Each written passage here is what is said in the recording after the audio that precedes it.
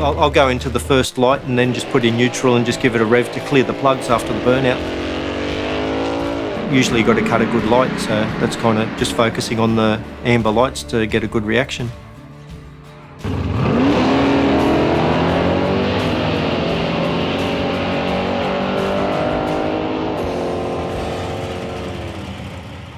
My name's John Kerr. I've got a few old Fords and sometimes I drag race them. Yeah, well, pretty much grew up with old Fords. The family were into drag racing and then went into restoring old Fords and 1934s in particular. I don't think I'd probably be able to own another brand because my dad probably would have kicked me out of the house when I was younger. We originally bought a Comet in 1970, that was our family car. I bought this one, a friend bought it in 1990. I bought it then as a daily driver. And then I drag raced it from then on, and my dad came up with the idea we should get an old truck to put it on.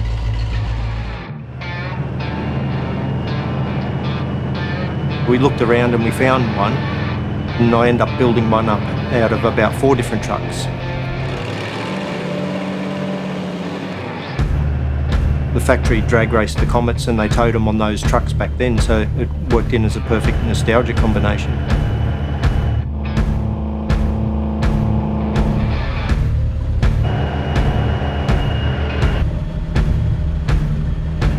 It's a 1964 Mercury M700.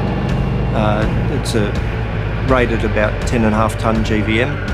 It's got it's the first year in 1964 that the 361 big block came out in it, and it's got an original 64 Paxton supercharger and 5-speed non-synchro gearbox and 2-speed Eaton number 2 diff in it. Well, it was never going to be a matching truck. Black and red was an original combination, so that's why I did black and red on it, and just ends up it kind of matches the car now, but it was never planned that way.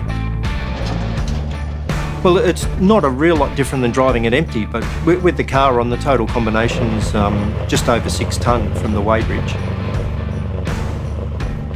That's a 1964 Mercury Comet Caliente 2-door hardtop.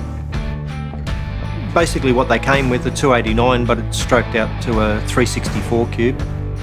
C4, which is what they came with, but I've modified that, and a 9-inch diff. It's got the original Kelsey Hayes 4-spot disc brakes on the front. Yeah, it pretty much represents what they were racing in '64. The factory raced them and won everything. The bonnet on it's the same as the AFX bonnet that they ran on the drag cars that they built.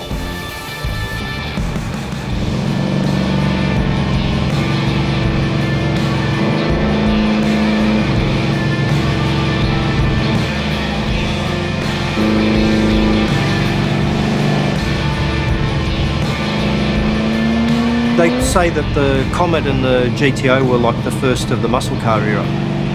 It sounds good and it's comfortable to drive because it's all stock suspension in it and stock seats and everything, and it rides good on the road.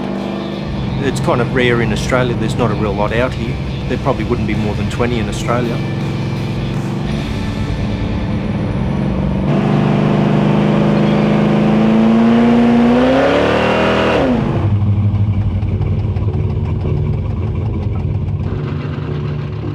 Grew up at the track, travelling interstate in the other Mercury Comet that we've still in the family. That was our family car. What's not to like about it? Yeah, it was good fun. Yeah, made a lot of friends, and there's quite a few that I grew up with that were all the same age, and we all grew up together at the track.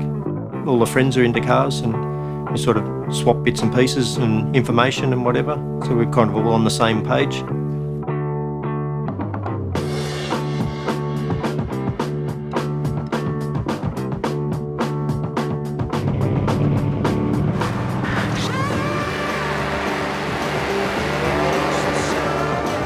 The sound's pretty impressive. There's no other sport that's got a sound like drag racing.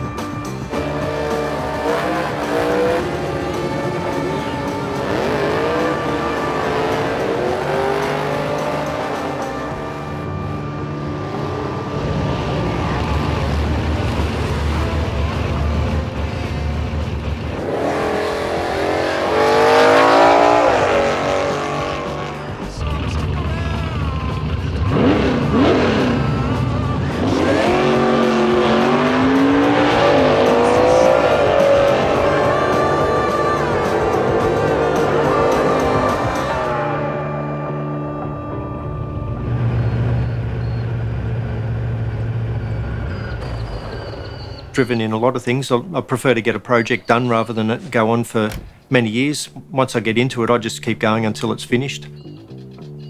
Well, my dad taught me some stuff, and I think I end up teaching him a few things, but a lot of the time just learn from books and just having a go. If anyone says they're finished, they're lying, because they're never finished. You always have to do something on them. Eventually you get it right.